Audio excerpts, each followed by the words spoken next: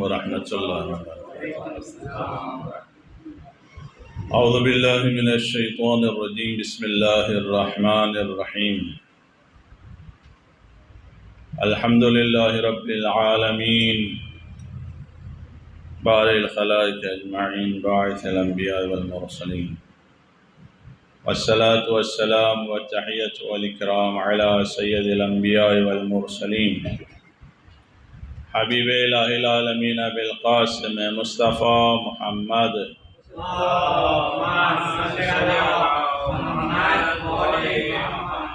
وأہل بیتہ الطیبین الطاہرین المعصومین المظلومین ولعنۃ اللہ علی اعدائہم اجمعین۔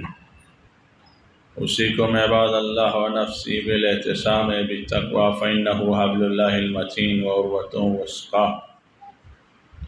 رب اشرح لی صدری ویسر لی امری واحلل عقدۃ من لسانی یفقہوا قولی۔ رب ادخلنی مدخل صدق واخرجنی مخرج صدق واجعل لی من لدنک سلطانا نصیرا۔ اما بعد فقد قال اللہ الحکیم فی کتابہ الکریم، واتقوا اللہ واعلموا ان اللہ مع المتقین۔ سب سے پہلے خود اپنے آپ کو تقوی کی نصیحت کرتا ہوں، اور اسی کے ساتھ ساتھ حاضرین کو تقوی کی نصیحت کے ساتھ دعا ہے کہ پروردگار ہم سب کو توفیق تقوی عنایت فرمائے۔ آمین۔ خداوند عالم فرما رہا ہے واتقوا اللہ، اللہ کا تقوی اختیار کرو۔ ہماری ہر ایکٹیویٹیز، ہر کام تقوی کے مطابق ہونی چاہیے، تقوی کے دائرے میں ہونا چاہیے، تقوی کے ساتھ ہونا چاہیے۔ ہماری کوشش یہی ہونی چاہیے کہ ہم خود کو تقوی تک پہنچائیں۔ پورے ہفتے ہمارے ذمے جو ایک اہم کام ہے وہ یہی ہے کہ اپنے آپ کو گناہ سے بچائیں۔ قوا انفسکم۔ پورے مہینے، پورے سال، پوری زندگی اہم ترین کام جو ہمارے دوست کے اوپر ہے وہ یہی ہے کہ قوا انفسکم، ہم اپنے آپ کو گناہ سے بچائیں۔ اور یہی گناہ سے بچانا ہمیں تقوی تک پہنچاتا ہے، ہمیں متقی بناتا ہے۔ اور انسان جیسے جیسے اپنے آپ کو گناہ سے بچاتا ہے، تقوی کا ملکہ جو ہے وہ کمانڈ بڑھتا جاتا ہے۔ اور اسی آیت میں خداوند عالم اس کے بعد فرماتا ہے وَاعْلَمُوا أَنَّ اللَّهَ مَعَ الْمُتَّقِينَ۔ یہ بہت اہم مرحلہ ہے کہ خداوند عالم کن لوگوں کے ساتھ ہے۔ ایک تو یہ ہے مرحلہ کہ میں دعویٰ کروں کہ فلاں میرے ساتھ ہے، فلاں پارٹی میرے ساتھ ہے، فلاں نیتا میرے ساتھ ہے، فلاں مولانا میرے ساتھ ہے، فلاں پرسنالٹی میرے ساتھ ہے، فلاں شخصیت میرے ساتھ ہے، فلاں عہدیدار میرے ساتھ ہے۔ لیکن ایک تو یہ ہے کہ خود سامنے والا اس بات کا اقرار کرے اور کہے کہ ہاں میں فلاں کے ساتھ ہوں، یہ بہت اہم ہے۔ لہٰذا خداوند عالم نے بھی بتایا کہ اپنے آپ کو خدائی ہونے کا، کہ ہم خدا کے بندے ہیں، ہم خدا والے ہیں، ایسا دعویٰ کرنے والے بہت مل جائیں گے۔ ہر کوئی جو بھی ہے اللہ کے لیے کر رہا ہوں، بس اللہ کے لیے کام انجام دیا جا رہا ہے، بس اللہ، بس اللہ۔ لیکن اللہ کہہ رہا ہے کہ اللہ کس کے ساتھ ہے؟ وَاعْلَمُوا أَنَّ اللَّهَ مَعَ الْمُتَّقِينَ۔ یاد رکھو، جان لو، تم کتنا ہی دعویٰ کرو کہ ہم اللہ کے ساتھ ہیں، میں اللہ کے ساتھ ہوں، میں اللہ کے لیے کر رہا ہوں جو کچھ بھی کر رہا ہوں، لیکن اللہ صرف اور صرف متقیوں کے ساتھ ہے۔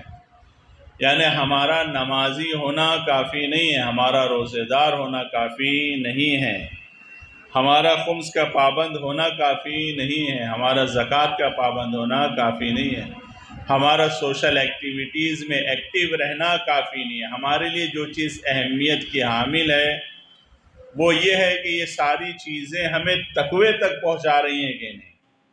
اگر ہمیں تقوی حاصل ہوگا تو خدا ہمارے ساتھ ہے، ورنہ ہم سب کچھ کر ڈالیں اور تقوی حاصل نہ ہوا تو خدا ہمارے ساتھ نہیں ہے۔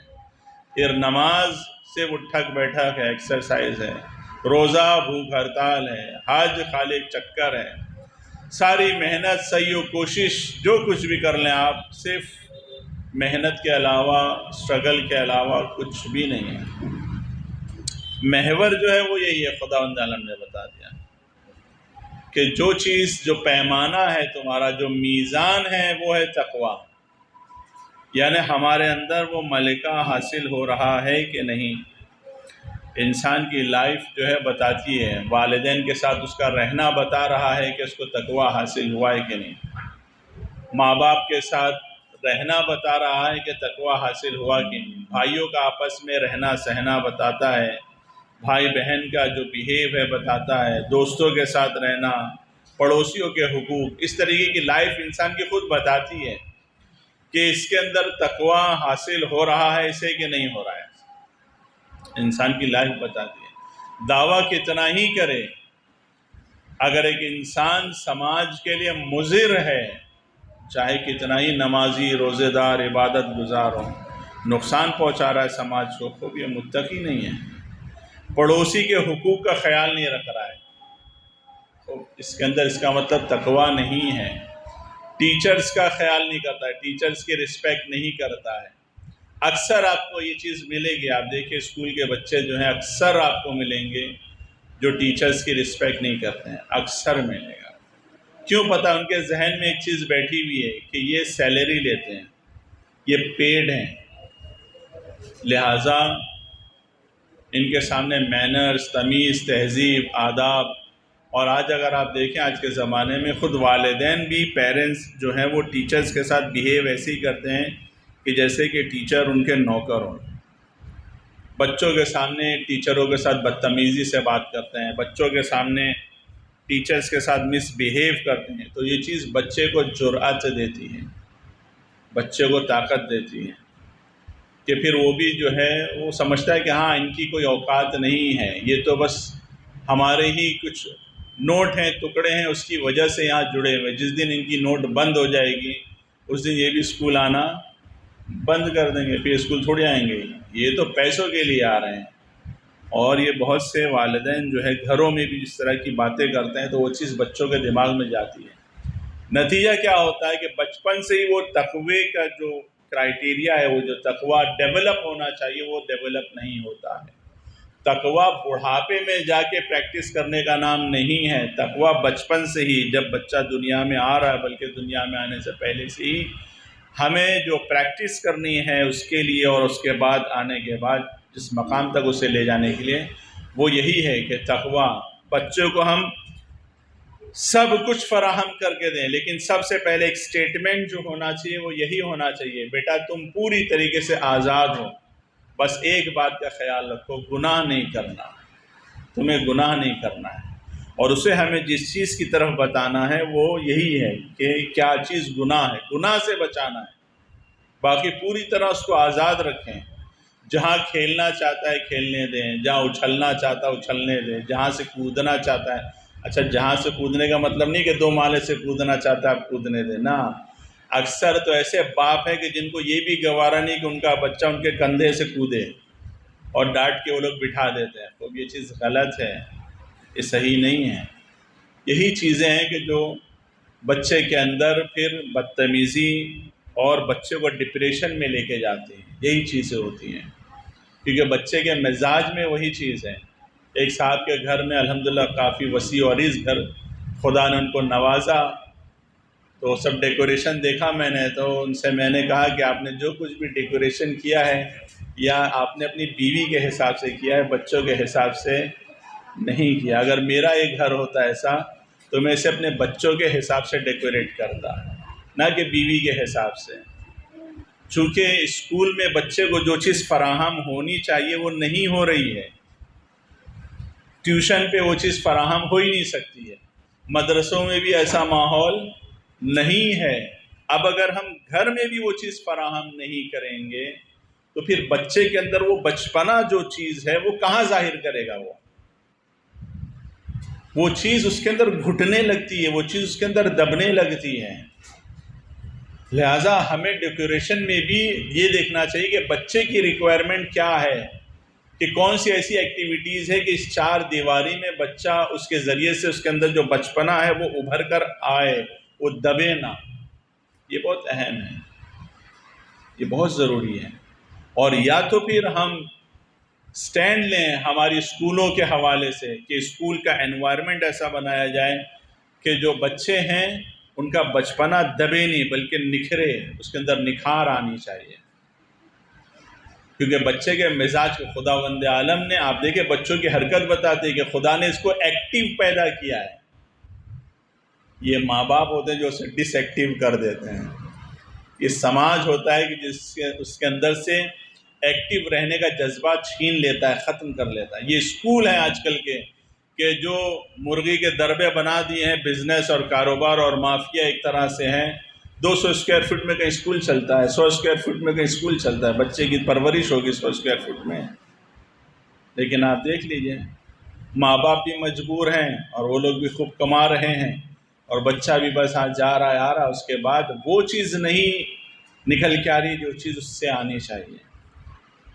لہٰذا عزیزان گرامی، ضرورت اس چیز کی ہے کہ ہم سمجھیں، واقعاً تربیت کے پیکیج کو سمجھنے کی کوشش کریں، کہ جس کے اندر سب سے پہلا مرحلہ جو ہے وہ تقوی کا ہے، کہ محور تقوی ہونا چاہیے۔ اسکول بھیجیں، کالج بھیجیں، ٹیوشن کلاسز بھیجیں، جہاں بھی بھیجیں ہم، محور تقوی ہے، ہر چیز سے اوپر تقوی ہے۔ تقوی حاصل ہو رہا ہے کہ نہیں، یہ چیز سب سے اہم ہے۔ پروردگار بحق محمد اور آل محمد ہمیں توفیق تقوی عنایت فرما، پروردگار امام کے ظہور میں تعجیل فرما، ان کے ظہور کو ہمارے لیے عافیت قرار دے، ہم کو ان کے اعوان و انصار میں شمار فرما، ہمارے مرحومین کی مغفرت فرما۔ پروردگار ہمارے بچوں کو دنیا اور آخرت کے ہر امتحان میں کامیابی و کامرانی عنایت فرما۔ بسم اللہ الرحمن الرحیم، انا اعطیناک الکوثر فصل لربک وانحر ان شانئک هو الابتر۔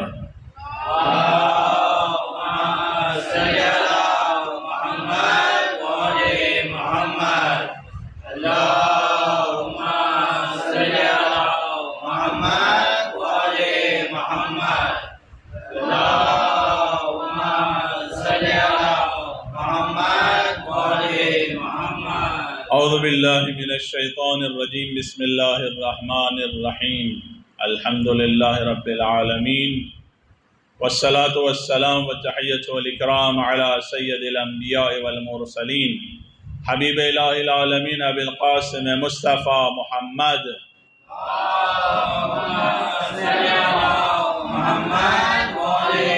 وعلی قائد الغر المحجلین امیر المؤمنین علی بن ابی طالب وعلى بدعة خاتم النبيين فاطمة بنت محمد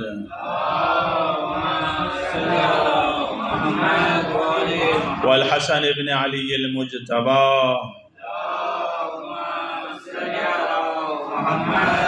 والحسين بن علي الشهيد بكربلاء وعلي بن الحسين زين العابدين ومحمد بن علي الباقر وجعفر بن محمد الصادق وموسى بن جعفر الكاظم وعلي بن موسى الرضا محمد بن علي التقي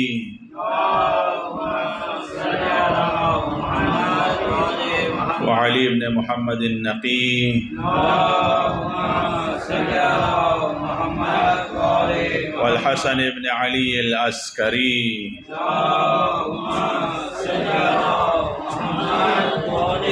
اللهم صل على مولانا صاحب العصر والزمان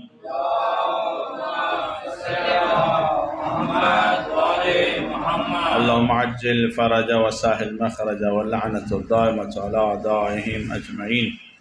أوصيكم عباد الله ونفسي بالاعتصام بالتقوى فإنه حبل الله المتين وعروة وثقى. دوسرے خطبے کے حوالے سے جو مناسبتیں ہمارے سامنے ہیں، سب سے پہلے دہ کرامت کا جو سلسلہ جاری و ساری ہے، اور اسی عنوان سے جو اہم مناسبت ہمارے سامنے ہے، ہمارے 8ویں امام علی بن موسیٰ الرضا علیہ السلام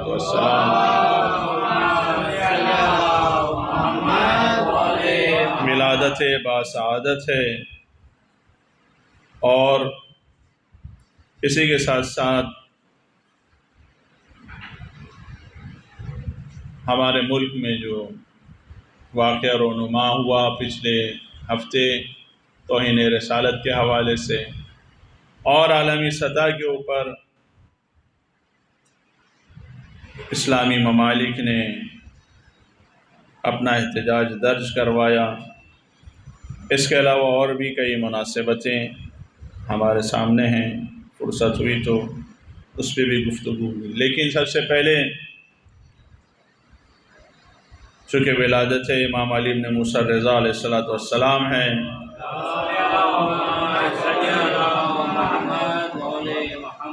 لہذا بطور عیدی امام کی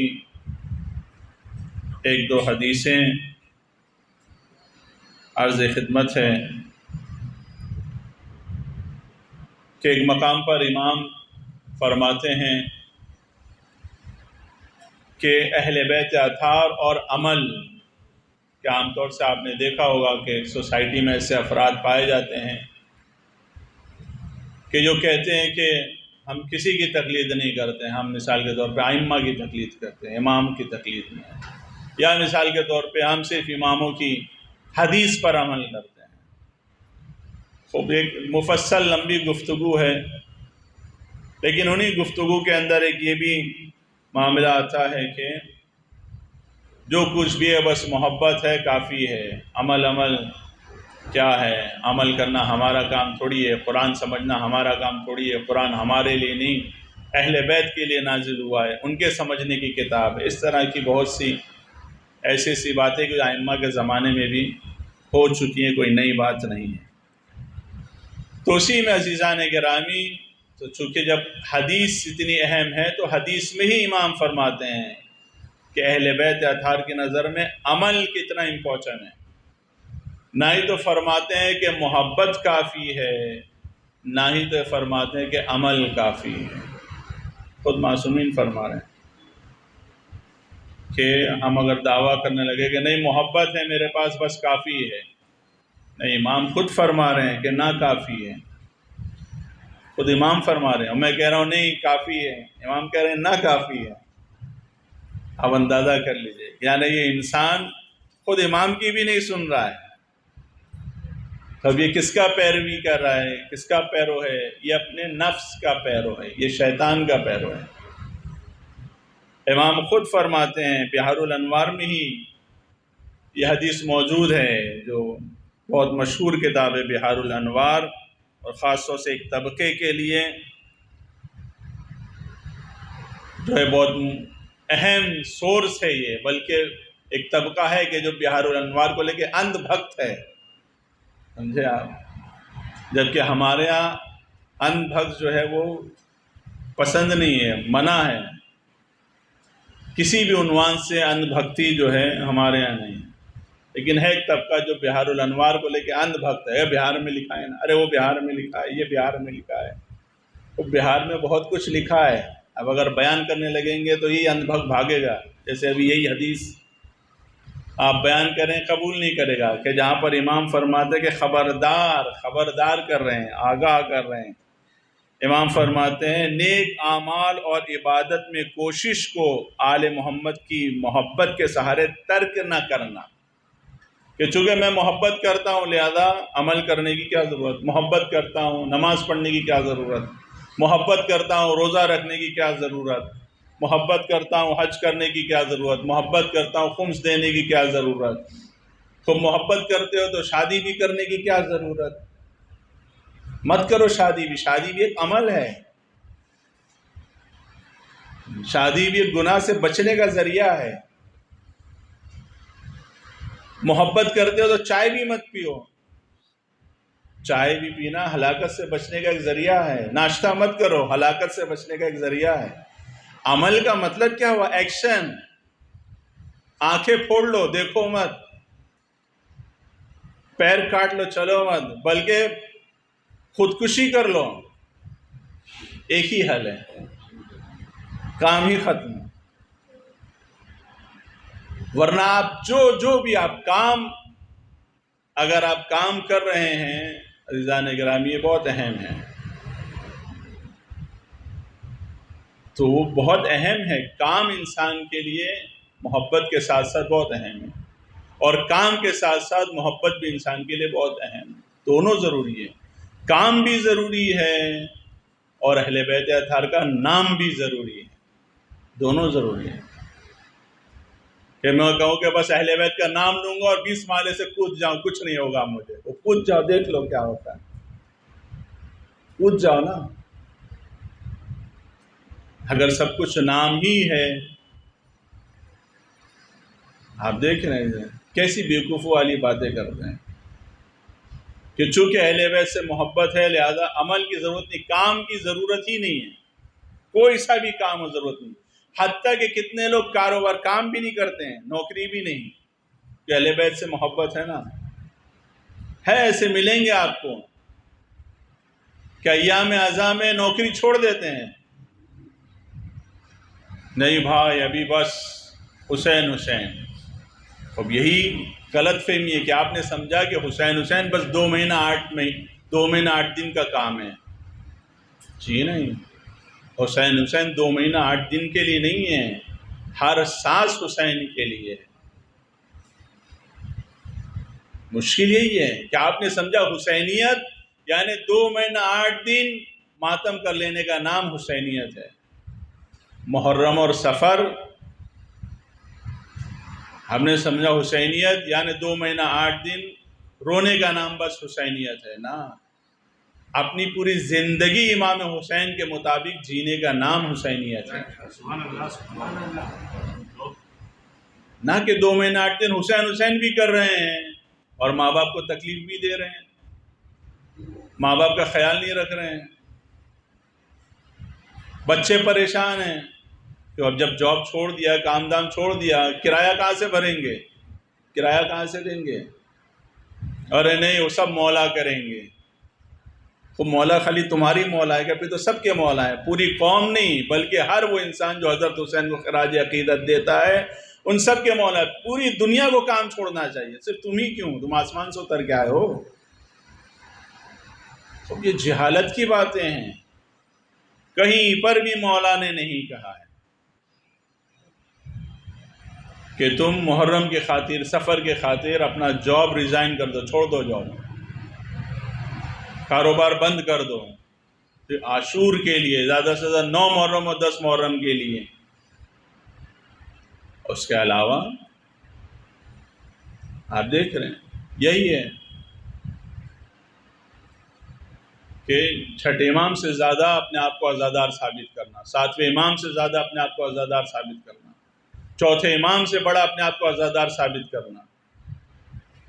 ایک باپ بیچارہ پریشان حال آیا، یا رسول اللہ میرا بیٹا جوان ہو گیا، شادی کی عمر ہو گئی، شادی نہیں کر رہا ہے۔ رسول اللہ نے بلایا، لاؤ ادھر آؤ، کیا ہوا، کیوں نہیں شادی کر رہا ہو؟ کہ یا رسول اللہ ابھی میں تقوی اختیار کر رہا ہوں، ابھی میں زہد حاصل کرنا چاہتا ہوں، ابھی میں اللہ کی عبادت کرنا چاہتا ہوں، اور بس اللہ اس کے علاوہ کچھ بھی نہیں، فی الحال کوئی شادی آدی کی بات نہیں۔ پیغمبر کہتے اس کو بندے خدا، اگر شادی انسان کے لیے ضروری نہیں ہوتی تو سب سے پہلے انبیاء کو شادی نہیں کرنا چاہیے۔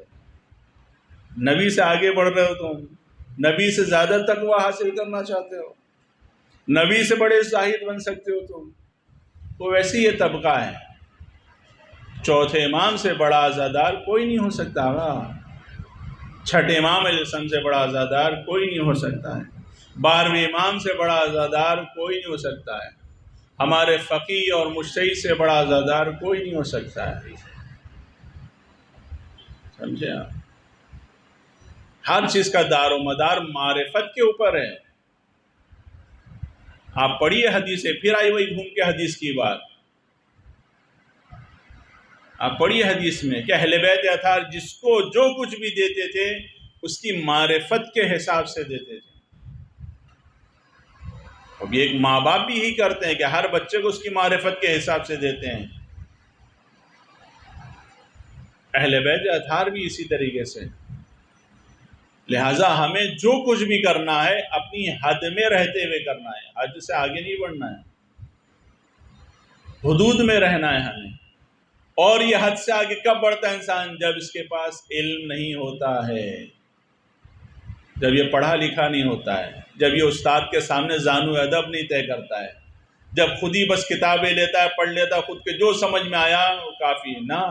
ائمہ کے زمانے میں باقاعدہ، اور آج بھی ایسے ہیں لوگ جو ائمہ کے زمانے میں ائمہ کے سامنے آتے تھے اور آنے کے بعد اپنا دین پیش کرتے تھے۔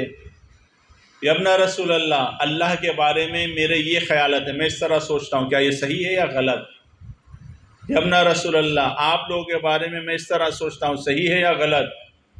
انبیاء کے بارے میں پھر جو ائمہ فرماتے تھے وہ قبول۔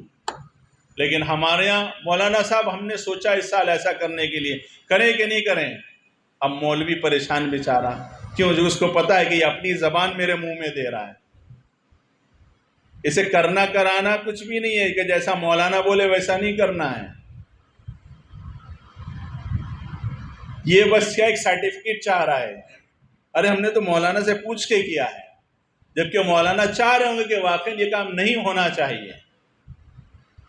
نہیں، ہم نے تو پوچھا مولانا صاحب سے، ہمارے ایسا حساب ہے نا، ہمیں بھی ایسے ہی ہونا چاہیے۔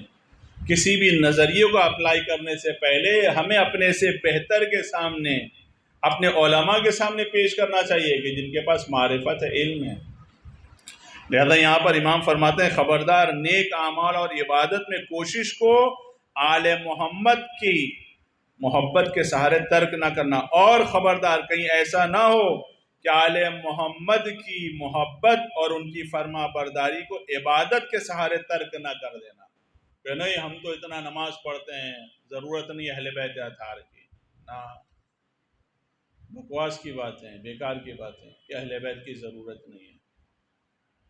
ہر قدم پہ انسان کو ہر چیز میں اپنے سے بہتر اور برتر کی سہارے کی ضرورت ہے ہی، یہ بھول جائے انسان۔ کوئی کام بغیر سہارے کے ممکن ہی نہیں ہے، اس بات کو یاد رکھیں۔ اس کے بعد ایک اور مقام پر امام فرماتے ہیں کیونکہ یہ دونوں ایک دوسرے کے بغیر قابل قبول نہیں ہیں۔ عمل اہل بیت اطہار کے بغیر قبول نہیں، اہل بیت اطہار بغیر عمل کے قبول نہیں۔ دونوں چیز چاہیے اہل بیت اطہار کے، ورنہ ہم خود سوچیں نا عزیزان گرامی کہ اہل بیت اطہار کے سامنے کس منہ سے جا کے کھڑے ہوں گے؟ پوری زندگی شراب پیا، اب اہل بیت اطہار کے سامنے کھڑا ہوں میں آرام سے ڈیڈ بن کے، ارے میں تو آپ کا چاہنے والا ہوں، بس جنت کی طرف جا رہا ہوں۔ کیا سمجھا اہل بیت اطہار کو ان لوگوں نے؟ نگر سیوک سمجھائے، ایم ایل اے سمجھائے، ایم پی سمجھائے، علاقے کا کوئی پولیس والا سمجھائے، ایسے لوگوں کو سمجھائے کہ جو لوگ رشوت لیتے ہیں۔ محبت رشوت نہیں ہے عزیزان گرامی، محبت معرفت کرانے کا ذریعہ ہے، محبت خدا تک پہنچانے کا ذریعہ ہے، رشوت نہیں ہے محبت کہ میں محبت کر رہا ہوں تو سرٹیفکیٹ مل گئی، اب میں جو چاہے کروں، شراب پی سکتا ہوں، سود کھا سکتا ہوں، ماں باپ کا ان کا حق چھین سکتا ہوں، بھائی سے حق چھین سکتا ہوں نا۔ محبت آپ کو اطمینان دلانے کا ذریعہ ہے کہ اب آپ جو عمل کر رہے ہیں مطمئن رہیے، جنت کی طرف آپ کو لے کے جائے گا۔ اطمینان دلانے کا کام کرتا ہے اہل بیت اطہار کی محبت، نہ کہ رشوت کا کام کرتا ہے۔ اس کے بعد ایک اور مقام پر امام فرماتے ہیں کہ مومنین کی ضروریات پوری کرنے اور ان کو خوشنود کرنے اور مشکلات کو ان سے دور کرنے کی کوشش کرو۔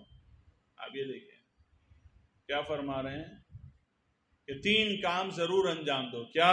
ایک، مومنوں کی ضرورتوں کو پوری کرو. تم دیکھ رہے ہو کوئی مومن پریشان حال ہے، ضرورت مند ہے، اس کی ضرورت پوری کرو. اچھا خاصا طبقہ ہے کہ اللہ نے نوازا ہے، اللہ نے اس کو نوازا ہے، لیکن پتہ اس نے خود اپنے آپ کو کیا نوازا ہے؟ کنجوسی.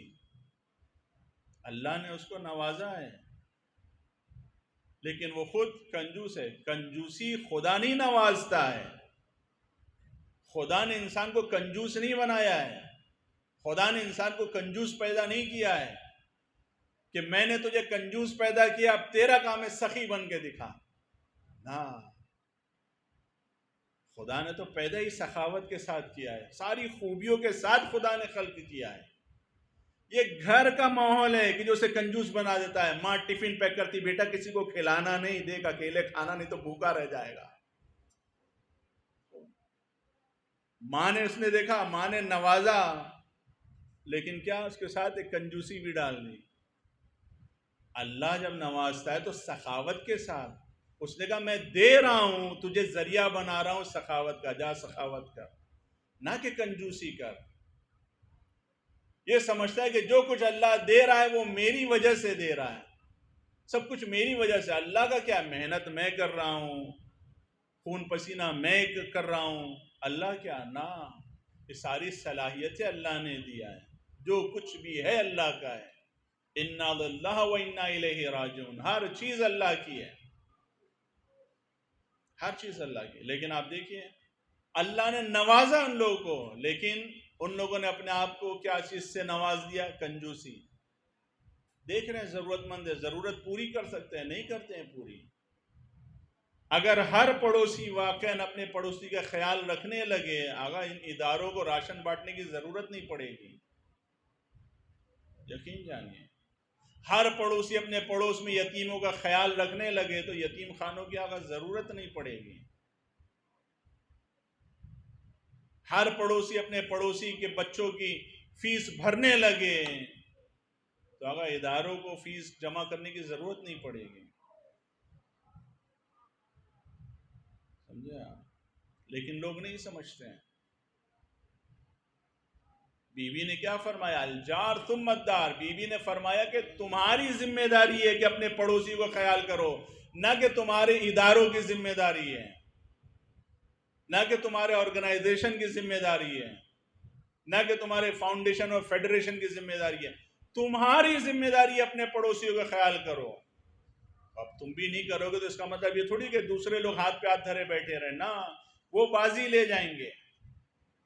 تو امام نے فرمایا مومنوں کی ضرورت پوری کرنا اور اس کے ساتھ ساتھ مومنوں کو خوش کرنا.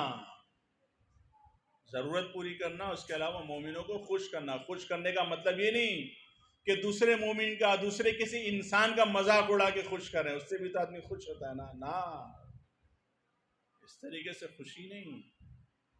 یہ بھی وہ اس کی ضرورتیں پوری کر کے اس کو خوش کرنا.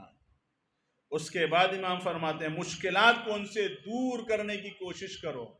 مشکلات میں گرفتار ہے، تم دیکھ رہے ہو مومنین، ان کی مشکلات کو دور کرو، کیونکہ فرائض کی انجام دہی کے بعد، یعنی نماز، روزہ، حج، زکوٰۃ، یہ سب جو کچھ واجب ہے اس کو انجام دینے کے بعد خدا کے نزدیک کوئی بھی عمل مومن کو خوش کرنے سے بہتر کوئی عمل نہیں ہے، کوئی عمل. اسی لیے ہم صرف واجبات ادا کریں، صرف واجبات، اور اس کے بعد لگ جائیں مومنوں کی خدمت میں، انسانوں کی خدمت میں، لوگوں کی خدمت میں. کئی علماء کرام، مراجع کرام، صاف ان کے سٹیٹمنٹ موجود ہے کہ روز قیامت آ کے میرا دامن پکڑنا کہ اس نے ہمیں مستحبات سے روکا تھا، میں تمہاری ضمانت لیتا ہوں. اندازہ کریں اتنا امپورٹنٹ ہے لوگوں کا خیال رکھنا. لیکن آپ دیکھ لیجئے سماج پرواہ ہی نہیں ہے، لوگ پریشان حال ہیں، مشکلوں میں گرفتار ہیں. ایجوکیشن کی مشکل ہے، نہ کسی کو نہیں پڑی. سب سے بنیادی مشکل اس وقت جو عالم انسانیت کو ہے وہ ہے ولایت سے وہ دور ہے. حتیٰ کہ مسلمان بھی ولایت سے دور ہے، حتیٰ کہ شیعہ بھی ولایت سے دور ہے. سمجھتا ہے ولایت یعنی محبت، نہ، ولایت یعنی حکومت محمد اور آل محمد علیہ الصلوۃ والسلام کی راہ کو ہموار کرنا.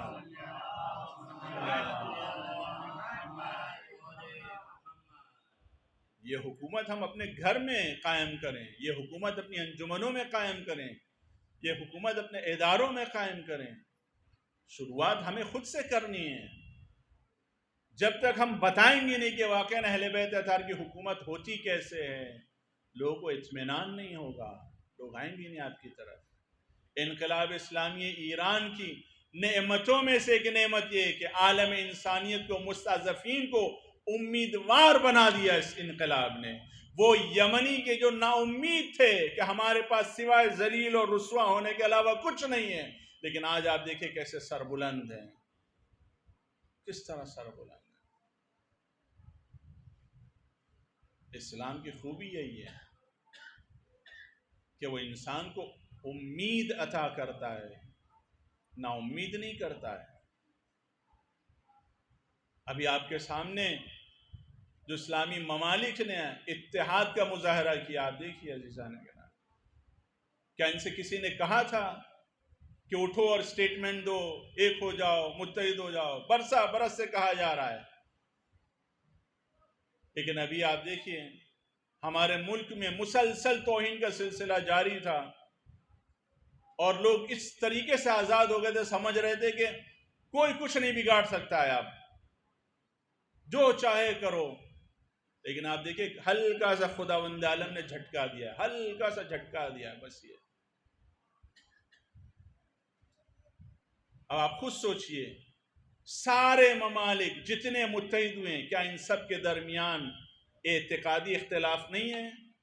اس کے اندر ایران بھی شامل ہے، عراق بھی شامل ہے، کویت بھی شامل ہے، بحرین بھی شامل ہے، قطر بھی شامل ہے، سعودی عرب بھی شامل ہے۔ کیا ان سب نے امام علی کو خلیفہ بلا فصل مان لیا؟ نہیں۔ یا وہ ممالک جو شیعوں سے منسوب ہے، اکثریت شیعوں کی، انہوں نے امام علی کو چوتھا مان لیا؟ نہیں۔ کیا بقی سے دستبردار ہو گئے؟ نہیں۔ کیا امام مہدی علیہ السلام سے دستبردار ہو گئے؟ نہیں۔ لیکن وہ کون سی قدرت تھی کہ جس نے سب کو ایک جگہ پہ لا کے جمع کر دیا؟ وہ ذات محمد مصطفیٰ صلی اللہ علیہ وآلہ وسلم۔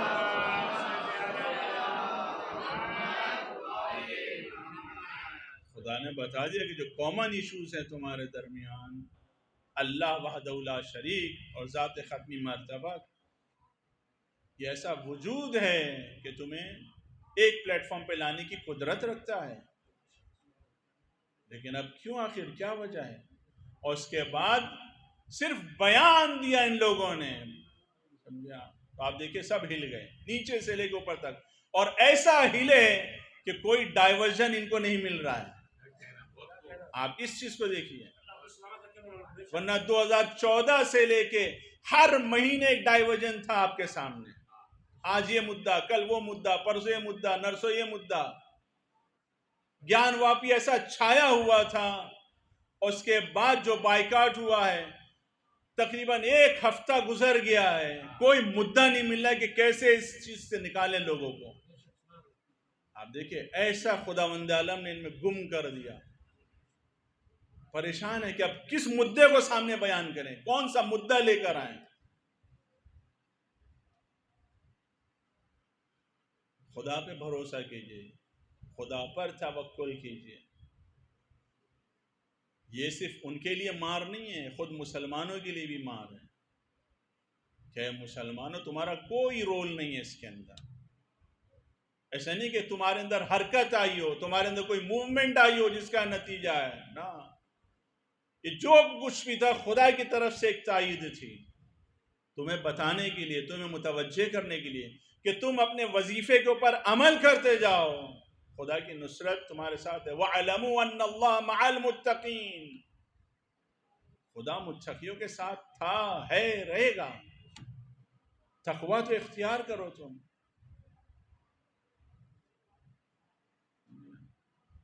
صرف ایک ہو گئے، خالی ایک ہو گئے، بیان دے دیا ایک۔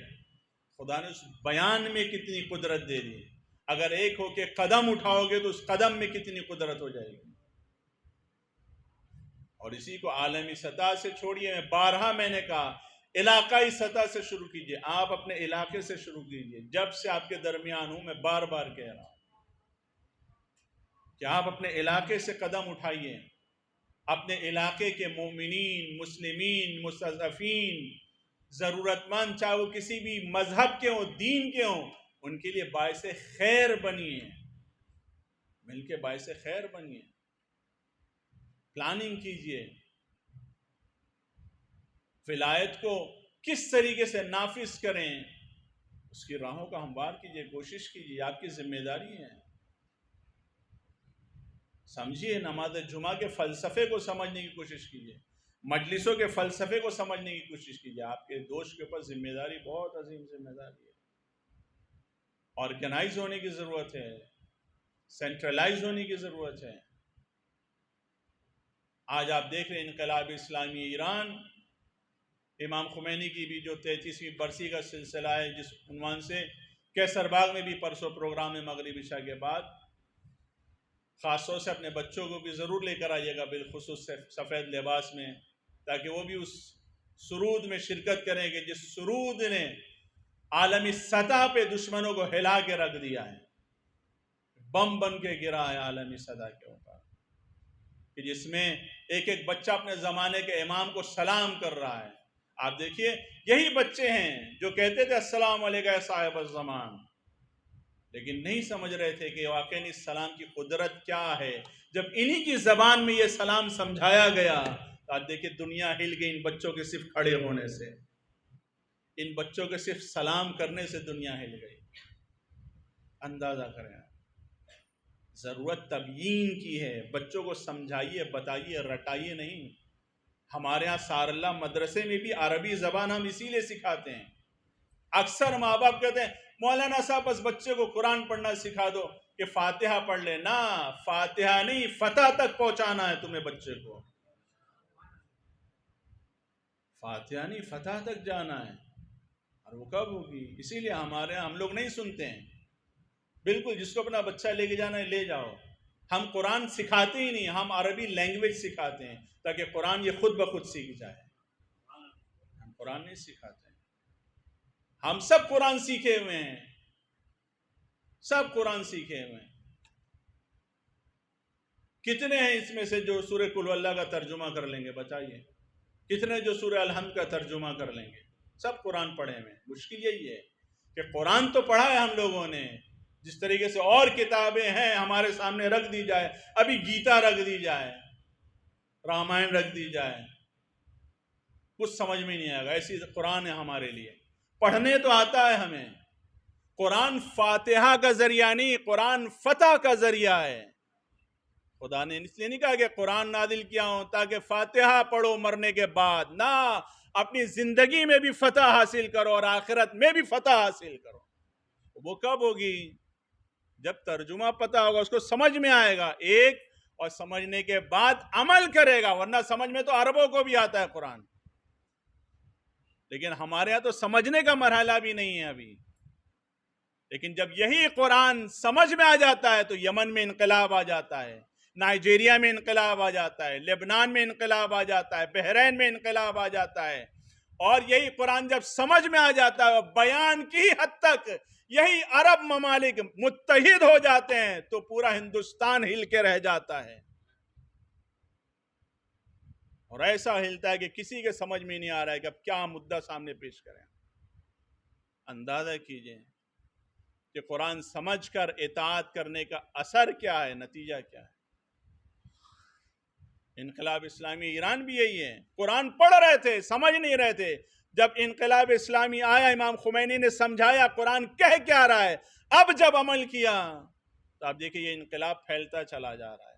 اور اتنا پھیلے گا، اتنا پھیلے گا کہ مطمئن رہیے کہ یہ انقلاب حضرت امام مہدی اجل اللہ تعالی فرج الشریف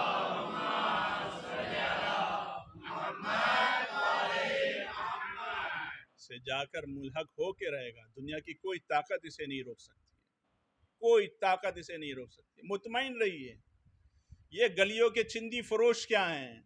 جب یہ بڑے بڑے اپنے آپ کے سپر پاور کا دعویٰ کرنے والے ذرہ برابر بھی 35 سال 40 سال میں کچھ نہیں کر سکے، تو تو یہ گلیوں میں چائے کی سیپ مار کر انقلاب کو ختم کرنے کی، ایران کو ختم کرنے کی باتیں کرنے والے ایک جوک کی طرح سنا کی جن کی بات ہو، پورے دن کا جو فرسٹ ایڈ دور کرنا ہو ان کے پاس تھوڑا کھڑا ہو جایا کیجئے، سارا فرسٹ ایڈ دور ہو جائے گا، اور ان کی ہدایت کے لیے دعا بھی کیا کیجئے۔